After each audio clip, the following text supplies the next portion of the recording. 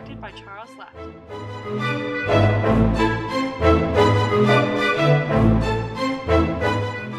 The film opens with children singing "Dream, Little One, Dream," and an old woman along a black starry background who ends up being Rachel Cooper, who we later meet in the film. She is telling the children a biblical story about the dangers of false prophets. For they shall see God. And how he said that King Solomon in all his glory was not as beautiful as the lilies of the field.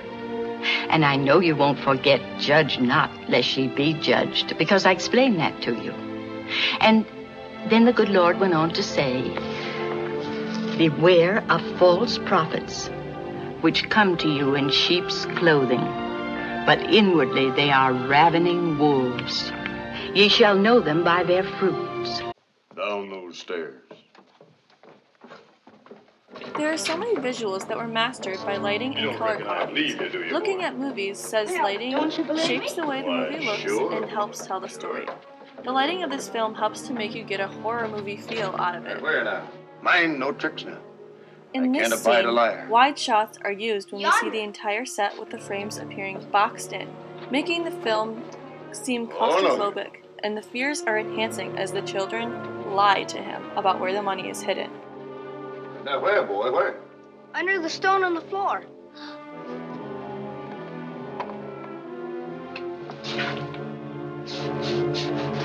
The love and hate theme carries on throughout the film.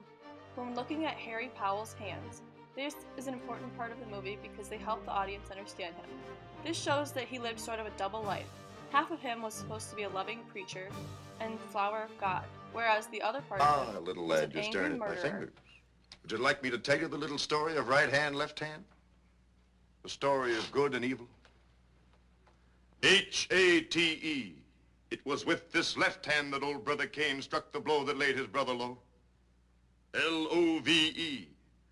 You see these fingers, dear hearts? These fingers has veins that run straight to the soul of man. The right hand, friends, the hand of love. Now watch and I'll show you the story of life. These fingers, dear hearts, is always a warring and a tugging, one against the other. Now watch 'em.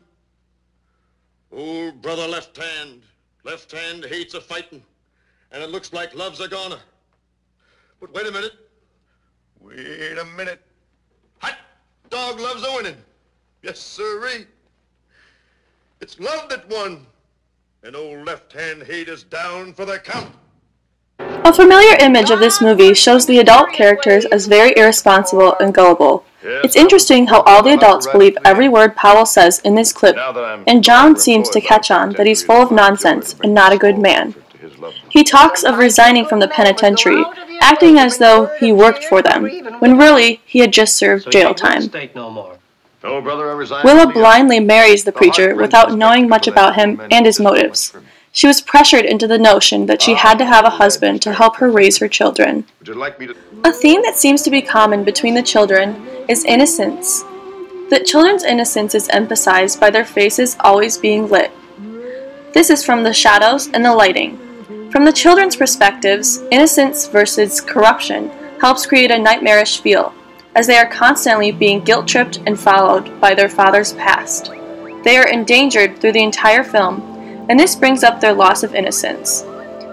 They all of a sudden are orphans and have to learn independence, especially when their mother disappears and they are constantly harassed by Harry Powell.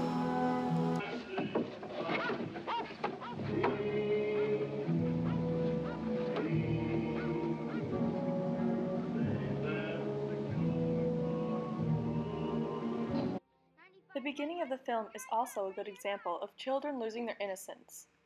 The young children are casually just playing, and they come across a dead body. This is so startling and scary for them at such a young age.